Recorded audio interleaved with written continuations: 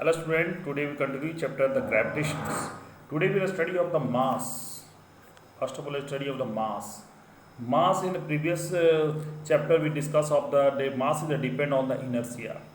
Greater inertia, greater mass, and less inertia, less mass. That means it is the remain same whether of the object of the earth, moon, even the other outer space. Thus, we say that the mass of the object is the constant and does not change from palace to palace. That means we say that कि मास जो है वो कहीं भी उसका change नहीं होता है. ठीक है, वो चाहे वो मून पर हो, चाहे वो अर्थ पर हो, चाहे कहीं भी आउटर स्पेस पर हम होगा, मास जो है किसी भी ऑब्जेक्ट का चेंज नहीं होता है. It is constant.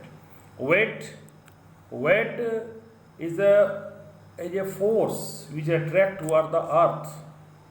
Weight जो है वो फोर्स है जो जिससे अट्रैक्शन जो फोर्स जितना कोई भी वस्तु को अर्थ अपनी ओर खींचेगा जितने फोर्स से वही कहलाता है वेट. यानी इसलिए ए बराबर आपको सेकंड लॉ के अनुसार एफ इंटू ए में ए होता है. In the case of the sense of the gravitation a बराबर एम इंटू जी जो वो पहले बताए हैं. That means every object weight is that F बराबर W, यानी कि weight is related to force of attractions of the object. और ये आपको मालूम होना चाहिए कि G का वैल्यू जरा स्लाइटली चेंज होता है. इसलिए और एक बात और भी है कि G का वैल्यू जो ग्रेविटेशनल जो फोर्स है वो हर जो यूनिवर्स में जो ऑब्जेक्ट है सबका अलग अलग होता है और उसके अनुसार भी वेट क्या है सभी जगह अट्रैक्शन फोर्स अलग अलग होगा.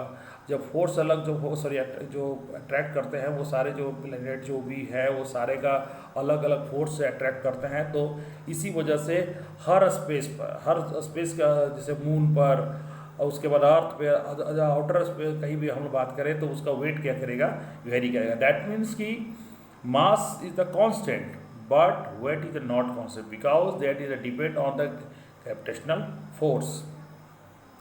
अब हम लोग आते हैं इस बात पर कि weight of the an object on the moon पर किसी का weight कितना होगा इसके बारे में जानते हैं.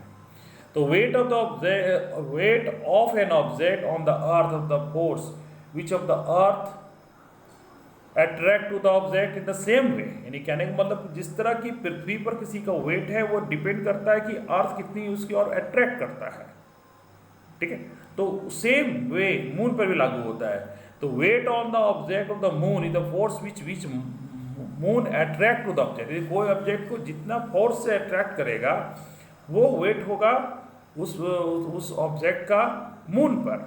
तो इसके लिए जो आपका जो फार्मूला जो हम लोग अर्थ के लिए इस्तेमाल करते हैं वही फार्मूला का इस्तेमाल हम लोग इसमें करते हैं. इसमें ये फार्मूला है ये WM मतलब कि वेट ऑफ द मून, ये G ग्रेविटेशनल कांस्टेंट जो हर जगह सारे यूनिवर्स जितने भी ऑब्जेक्ट है यूनिवर्स के सारे के लिए G का वैल्यू सेम है.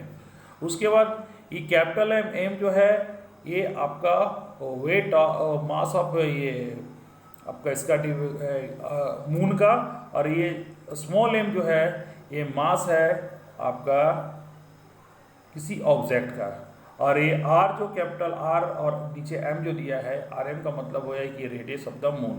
इस सारे को जब कैलकुलेट करेंगे तो ये जो आता है हमारे पृथ्वी के जो जिसको पूरा कैलकुलेशन जब कीजिएगा इस पूरा जो कैलकुलेशन जो दिया है ये आपको दिया हुआ है मास ऑफ द अर्थ दिया है और रेडियस दिया है, मून का दिया हुआ है आपका ये मून का ये जो दिया हुआ है आपका मास और रेडियस.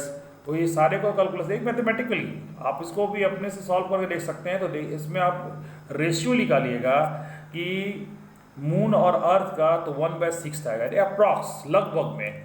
इसीलिए कहा जाता है कि किसी भी वस्तु का कोई भी ऑब्जेक्ट का मास तो सेम रहेगा लेकिन वेट की हम लोग बात करें तो 1/6 हो जाएगा अगर उसको अगर उसी चीज़ को अगर हम लोग मून पर करेंगे.